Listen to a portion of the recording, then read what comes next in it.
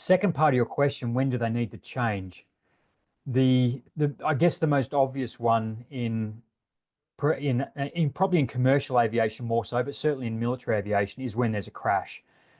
We used to have this saying that SOPs, our standard operating procedures, were written in blood, because we have a big crash and we see something in our organization that has to change in order for that crash never to happen again.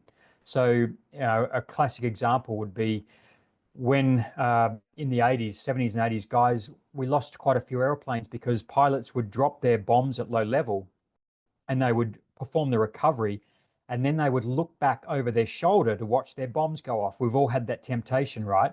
And as they look over their shoulder, they increase the angle of bank and the airplane flies into the ground and they die.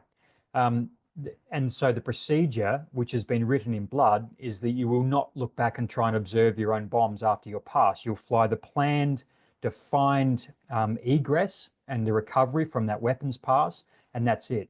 So that's one example. Another example, I mean, there's many in commercial aviation. Readback requirements on the radio.